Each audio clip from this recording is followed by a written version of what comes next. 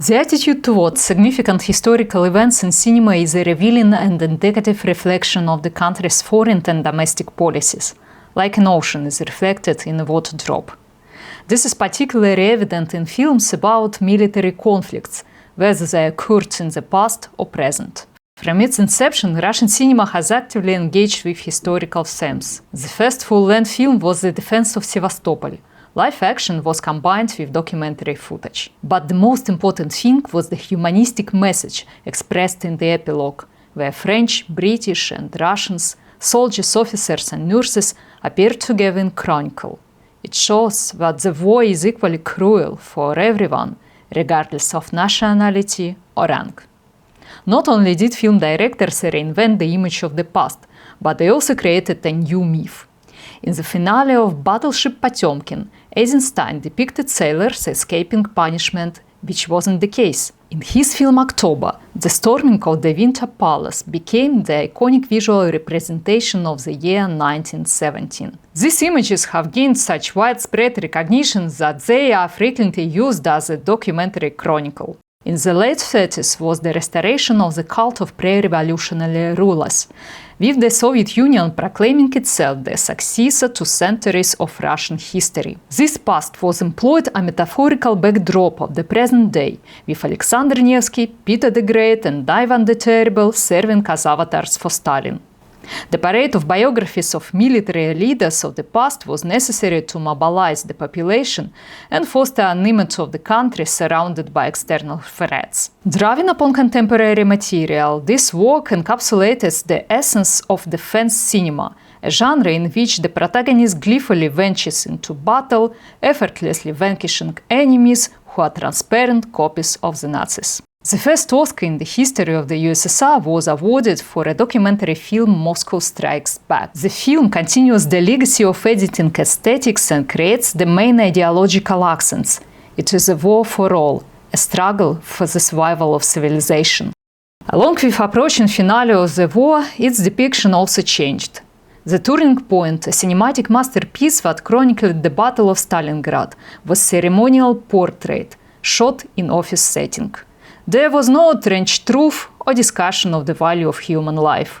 Ivan the Terrible became a landmark of the history of post-war cinema. The first part of the biopic about Stalin's favorite historical figure was approved by his censor, but the second part was banned.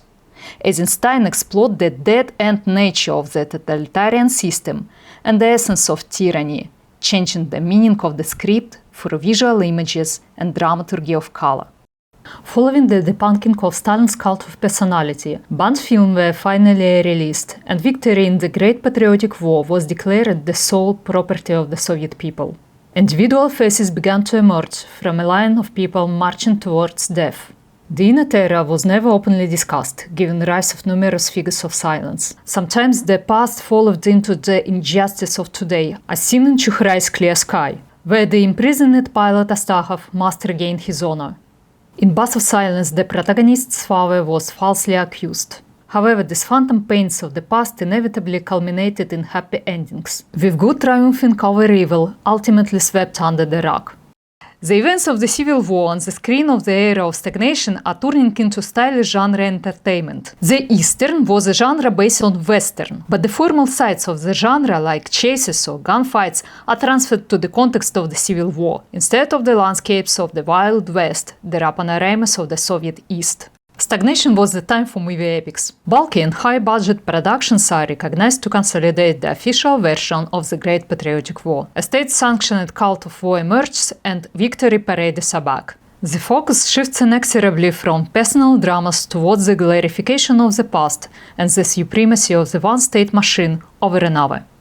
War becomes not only a subject of interest itself, but also a field for philosophical reflection. The film Ascent stands out due to its portrayal of an ideologically right common folk character who turns out to be a traitor, while a contemplative intellectual remains steadfast in his convictions.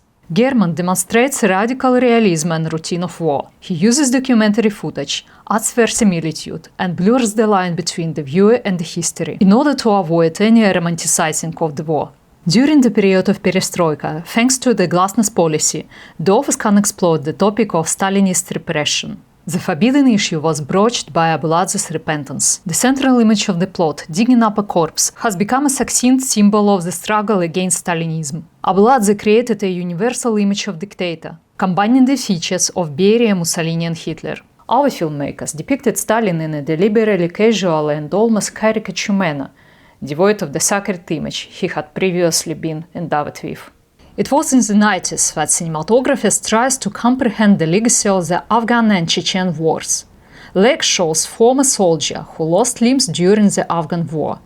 The Muslim talks about the impossibility of integrating into peaceful life, in which soldier who returns from captivity does not meet with understanding among his fellow countrymen. There are three different views on the war in Chechnya in Prisoner in the Mountains.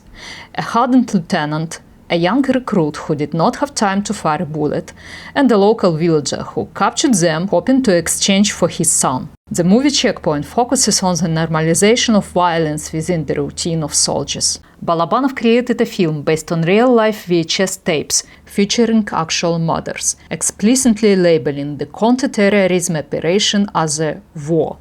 Todorovsky shows how war-scarred veterans become superfluous in peaceful life, and society prefers not to notice them, enjoying a well-fed existence. The stages of increasing censorship and restrictions, as well as the release of new commemorative laws, coincided with periods of external aggression during the 2010s. One of the primary ways to limit film screenings is by withholding distribution permits. Due to the office decision to depict an ideologically sensitive narrative regarding past Soviet-German collaboration on the eve of war, the film Sweet Hans, Dear Peter was not released on the screens. In the interpretation of the Great Patriotic War, there should be no ambiguity or obscurity. Mass Russian cinema is gradually moving away from the human dramas and horrors of war, instead glorifying the feat and presenting combat operations as an analog of a video game, with no humanistic message, but rather an ecstasy over victory and adrenaline from battles and explosions. An exception is independent cinema, such as Fedorchenko's Sana's War or Balagov's Beanpole. Films set about Imperial Russia often present ideas about the danger of coups, portraying the revolution not as an inevitable consequence of regime decay, but as a result of external intervention, a clear projection of today's isolationist sentiment. The past, as often happens in historical films, becomes a convenient metaphor for discussing present issues.